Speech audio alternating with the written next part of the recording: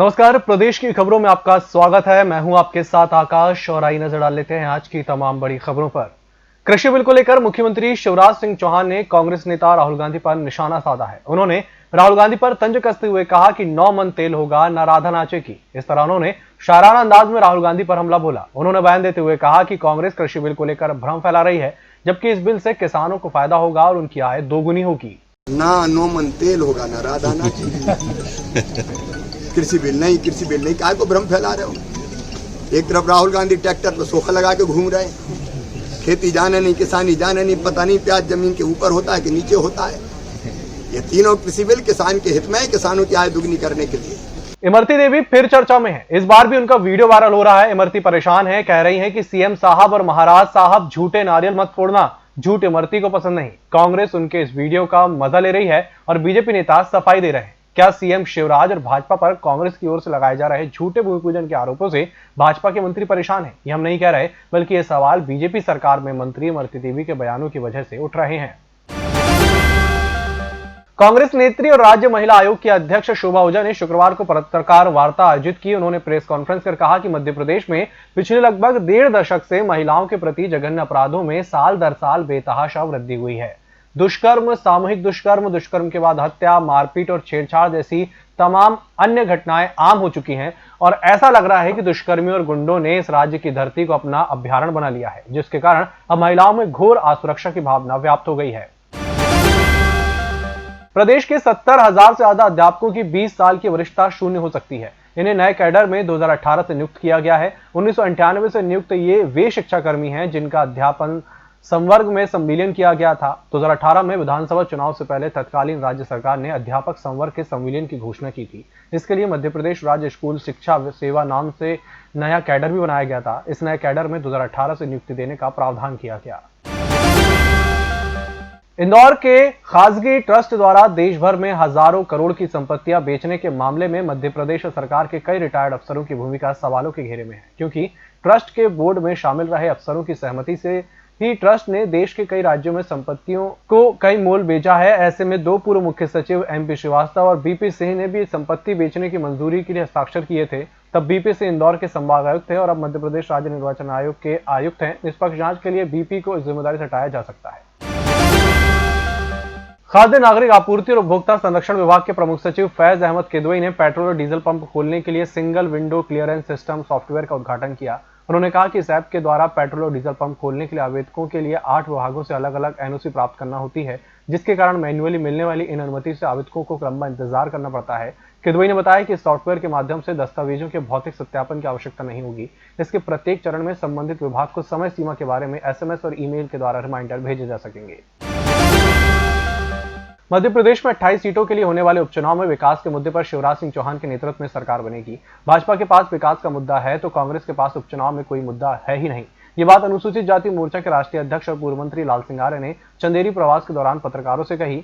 आर्य ने कहा कि शिवराज सिंह चौहान द्वारा गरीबों के लिए चलाई जाने वाली योजनाओं को कांग्रेस की कमलनाथ सरकार ने बंद कर दिया था। कमलनाथ पर आरोप लगाते हुए उन्होंने कहा कि मुख्यमंत्री सबका होता है, लेकिन 1.5 साल में कमलनाथ किसी भी शहीद परिवार से मिलने नहीं पहुंचे। मध्य प्रदेश में ज्योतिरादित्य सिंधिया को देखकर जनता ने वोट दिया था, कमलनाथ को तो कोई जानता भी नहीं था।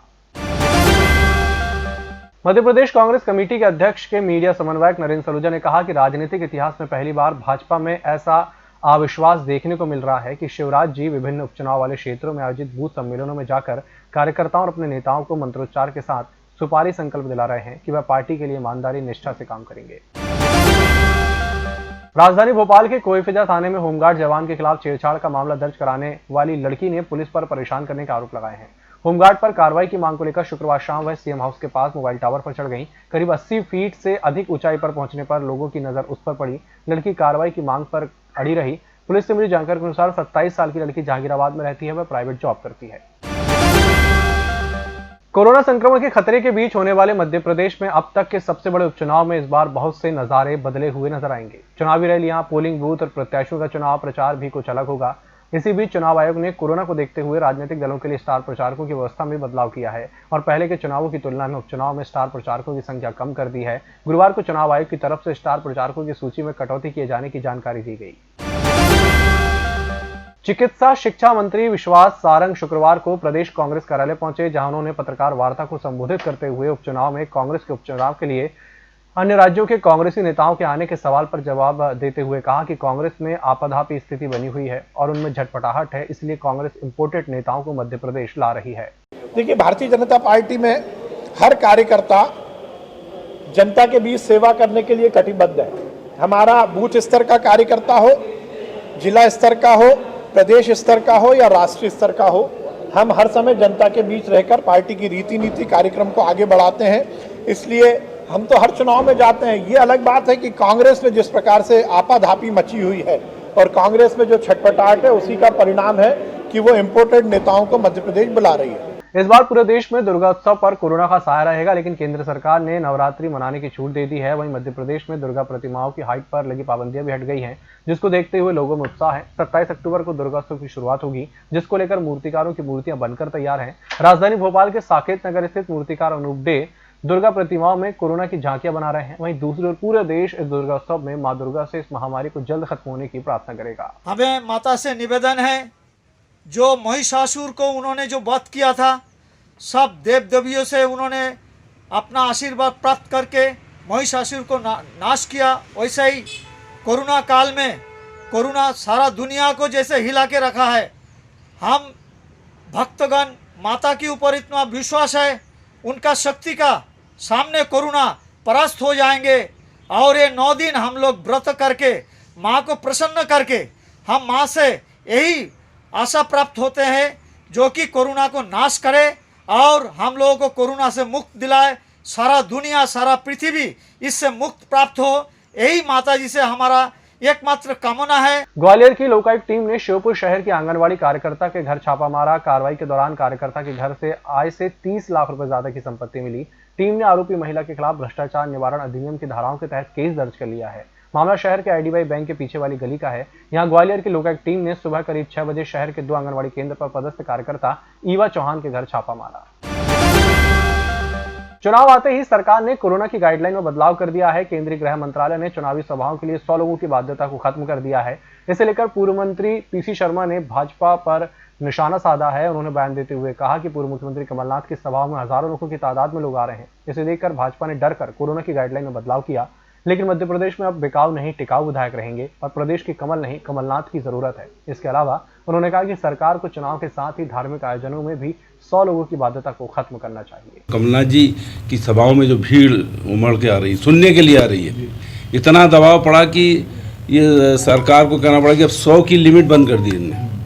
बोलो जितने भी लोग आए, ये केवल जब देखा कि ये मामला समझ नहीं रहा है और कमलनाथ जी की मीटिंगों में लगातार भीड़ उमड़ रही है, हज़ारों की तादाद में आ रहे हैं, लाखों की तादाद में लोग आ रहे हैं, तो ये भी चुनाव आयोग को, केंद्र आयोग को करना पड़ा।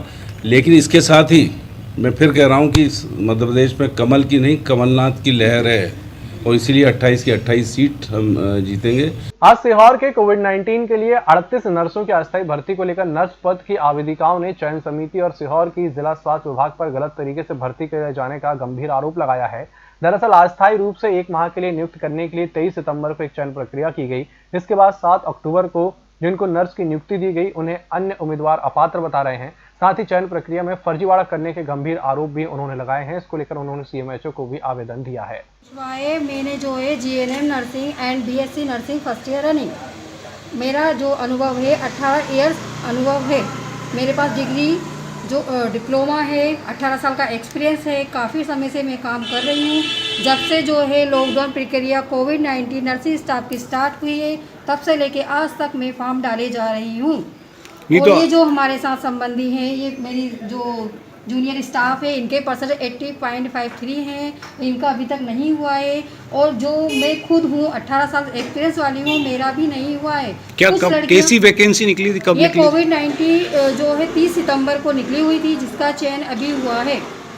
और इसमें इन लोगों का हुआ है जिनका जो ना कि डिग्री, जिन लोगों का डिप्लोमा नहीं है, जो रनिंग में है, जिनका सेकेंड ईयर चल रहा है, जो पास आउट भी नहीं है, शायद उन लोगों को यहाँ चयनित किया गया है। राजधानी भोपाल में वार्डों के आरक्षण के बाद पार्षद प्रत्याशियों ने अपने अपने वार्डों में चुनावी बिसात बिछाना शुरू कर दी है। लेकिन कई पार्षदों ने पिछले 5 सालों में उनके वार्डों में कोई काम नहीं किया, जिससे जनता नाराज है और आने वाले नगर निगम के चुनाव में उन्हें सबक सिखाना चाहती है। ऐसा ही हाल राजधानी भोपाल के नरेला विधानसभा के वार्ड 78 का है, जहां बीजेपी में काशीबाई पार्षद हैं, लेकिन उन्होंने पिछले 5 सालों में अमन कॉलोनी, संजय नगर सहित अन्य कॉलोनियों में रत्ती भर का काम नहीं किया। लिहाजा यहां सड़क के नाम पर गड्ढे, नाली के नाम पर सड़कों पर बहता गंदा पानी ही दिखाई देता है। इतना पानी भर जाता है और समझ लो क्या नाम, बहुत दिक्कतें उठाना पड़ती हैं। अभी बारिश नहीं है तो इतना है, बारिश में तो बता तो रहे आपको, इतने पैरों से सन जाते हैं, समझ लो निकल के जाते हैं। कितनी परेशानी? बहुत ज़्यादा परेशानी, बहुत दिक्कतें उठाना पड़ती हैं। आप बाजार वगैरह बच्चों को छोड़ने के लिए स्कूल वगैरह ऐसे कैसे जाते हैं, कैसे घूम के जाते हैं, 1-1 घंटा स्कूल में जाने में लगता है, ये समझ लीजिए आप। इस बुलेटिन में फिलहाल इतना ही। नमस्कार।